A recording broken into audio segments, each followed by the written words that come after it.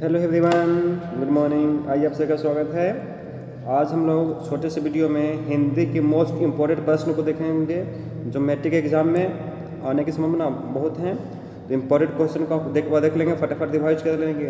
तो देखिए, हिंदी से क्वेश्चन है, आप इसको देखते जाएंगे। वन लाइनर है, आप इसको याद करेंगे।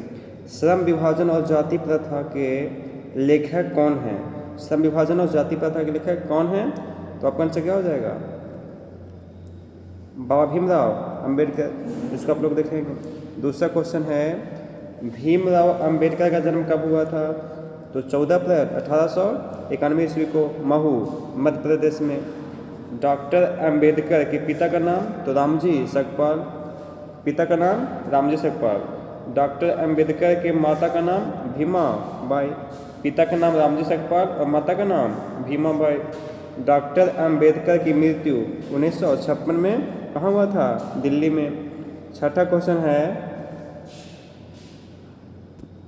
छठा क्वेश्चन देखिए, आधुनिक सब समाज कार्यकुशलता के लिए किसको आवश्यक मानता है? तो श्रम विभाजन को आवश्यक मानता है, श्रम विभाजन होना चाहिए। जाति प्रथा भारत में बेरोजगारी का एक प्रत्यक्ष और प्रमुख कारण बना हुआ है। ऑप्शन रहेगा कैसा कारण है? तो प्रत्यक्ष और प्रमुख कारण हो जाएगा। 8 नंबर, पत्रिका क्या है?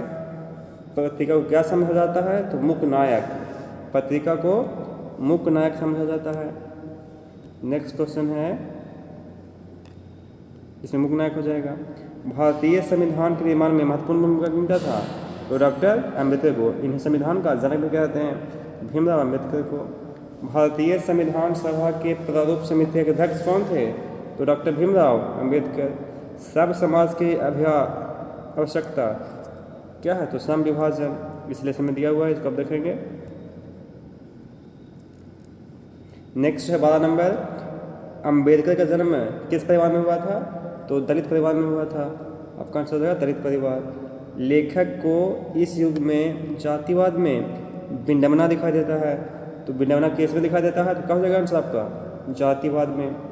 विडंबना की बात यह है कि जातिवाद के पोषक की कमी नहीं है। जो जातिवाद है उसके पोषक बहुत सारे लोग हैं, जातिवाद होना चाहिए, ऐसे तरह के देने वाले पोषक बहुत लोग हैं। आगे है 15 नंबर, आदर्श समाज में स्वतंत्रता, समता और भ्रातृत्व का भाव होना चाहिए। 16 number, the caste in India their mechanism के लेखक कौन है? तो doctor Bhimrao Ambedkar. The caste in India their mechanism के लेखक क्या हो जाएंगे? भीमराव अम्बेडकर। आर्थिक पहलू से भी जाति प्रथा क्या है? तो हानिकारक है। डॉक्टर अम्बेडकर बहिष्कृत भारत पत्रिका का संपादन भी किया था, तो उसका भी याद रखेंगे। डॉक्टर अम्बेडकर को संविधान निर्माता के रूप में जाना जाता है। संविधान के निर्माता, संविधान के जनक कौन थे? BR अम्बेडकर। आप याद रखेंगे इसको। 20 नंबर देखिए, भाईचारे का वास्तविक रूप दूध और पानी के मिश्रण की तरह होना चाहिए। भाईचारे का वास्तविक रूप कैसा होना चाहिए? किस मिश्रण की तरह? तो दूध और पानी के मिश्रण की तरह होना चाहिए भाईचारा। 21 नंबर है, 20 के दांत शीर्षक कहानी के रचनाकार कौन है? तो नलिन बिलोचन शर्मा। उनका जन्म कब हुआ था? 18 फरवरी 1916, बंदरघाट पटना में हुआ था। रत्नावती उनकी माता का नाम और पंडित नवाब शर्मा उनके पिता का नाम। मृत्यु कब हुआ था? तो 12 सितंबर 1961। याद रखिए इनके बारे में इतना। अब आगे है 22 नंबर, गिरधर लाल कौन थे? तो गिरधर लाल मदन जी के पिताजी थे। मदन ने कासू के कितने दांत तोड़े थे?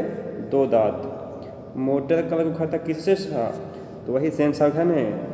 खोखा से क्या था? मोटर को खतरा हो सकता था। खोखी किस भाषा का शब्द है? तो बंगाल का शब्द है, बंगाली भाषा का शब्द है, जिसका अर्थ क्या होता है? बच्चा, बच्ची। 20 के दांत कैसा कहानी है? तो एक मनोवैज्ञानिक कहानी है, इसको आप देख लेंगे। शहंशाह अपने पुत्र को क्या बनाना चाहते थे? तो बिजनेसमैन या इंजीनियर बनाना चाहते थे। तो इस तरह से आप आगे देखिए। मदन अक्सर किनसे पिटता था? तो अपने पिताजी से पिटता था हमेशा। शहंशाह ने किसे खूब फटकार लगाई? तो शहंशाह वही मदन के पिताजी गिरधर लाल को फटकार लगाई। दृष्टिकोण किसकी रचना है? नलिन बिलोचन शर्मा। सेन साहब की कितनी लड़कियाँ थी? तो 5 लड़कियाँ थी और एक सिंगल खोखा था जिसका नाम कासू था। सोफरकात ड्राइवर होता है। कौवों की जमात में शामिल होने के लिए कौन ललक गया? तो हंस ललक गया। जब मदन के साथ कासू खेलने की इच्छा जाहिर करता तो सेंटेंस है उसमें, कौवों की जमात में शामिल होने के लिए हंस ललक गया। इसे याद रखेंगे। मैक्स मूलर को वेदांतियों का वेदांती किसने कहा? तो स्वामी विवेकानंद ने कहा था। याद रखिए, अच्छा क्वेश्चन है। दारिस नामक सोने के सिक्कों से भरा घड़ा किसे मिला था? तो वारेन हेस्टिंग्स को। कहाँ मिला था? तो वाराणसी में मिला था। इसको आप देख लेंगे एक बार। नेक्स्ट क्वेश्चन देखिए आगे अपने 36 नंबर है, मेघदूत नामक पुस्तक का जर्मन भाषा में अनुवाद किसने किया? तो मैक्स मूलर। संस्कृत भाषा और यूरोपियन भाषा का तुलनात्मक व्याख्यान किसने दिया? तो मैक्स मूलर द्वारा दिया गया। कट और केन उपनिषद का अनुवाद जर्मन भाषा में किसने किया? तो भी मैक्स मूलर हो जाएगा। मैक्स मूलर की मृत्यु 20 अक्टूबर 1900 में ईस्वी में हुई थी। पारसियों के ध्यान का नाम ज़रथुस्ट्र। महारानी विक्टोरिया को ने नाइट की उपाधि प्रदान किसको की? तो मैक्स मूलर को। नृवंश विद्या का संबंध किससे है? तो मानव विज्ञान से। नृवंश विद्या का संबंध मानव विज्ञान। क्या देखेंगे?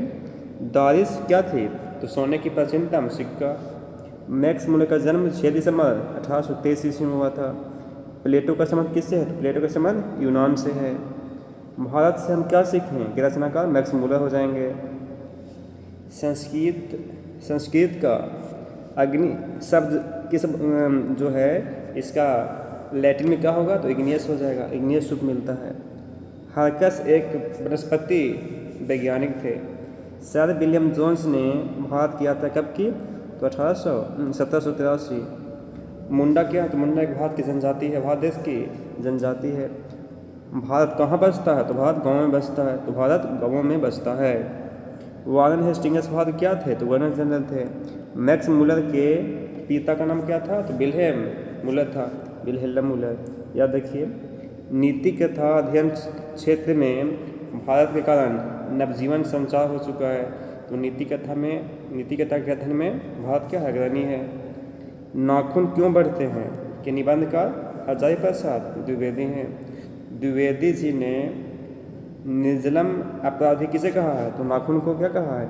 निर्जलम अपराधी कहा है। तो इसको याद रखिए। नेक्स्ट है 57 नंबर, कामसूत्र की रचना किसने की? तो कामसूत्र की रचना वात्स्यायन। सिक्त का अर्थ क्या है? तो मौन। महाभारत एक क्या है? तो महाभारत क्या है? एक पुराण है। गौड़ देश के लोग बड़े बड़े नख पसंद करते थे और दक्षिणात्य के लोग क्या करते थे? छोटे छोटे नख को पसंद करते थे। हजारी प्रसाद द्विवेदी का जन्म 1907 ईस्वी में बलिया उत्तर प्रदेश में हुआ था। इसके आगे देखिए 63 नंबर, नागरी लिपि के आरंभिक लेख दक्षिण भारत से मिलते हैं। बेतवा दान पत्र जो है वो 1020 ईस्वी के समय का था। उत्तर भारत से नगरीय लिपि के लेख 8वीं सदी से मिलने लगे। 66 नंबर, गुणाकर मूल्य ने मिडिल स्तर की पढ़ाई किस भाषा में की? तो मराठी भाषा में की।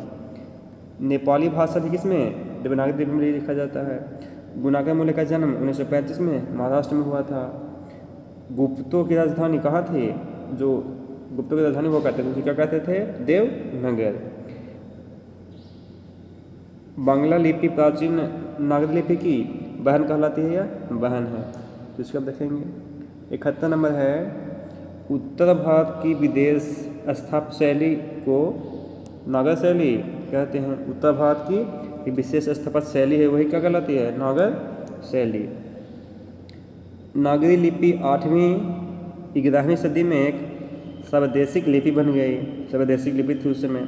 गुणाकर मूल्य ने विभिन्न विषयों पर लगभग 250 से अधिक निबंध लिखे।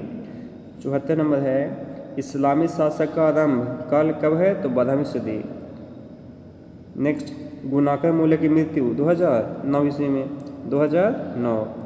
76 नंबर देखिए, मराठी भाषा की लिपि भी क्या है? तो देवनागरी है। और टकसाल का संबंध सिक्कों से हो जाएगा। नेक्स्ट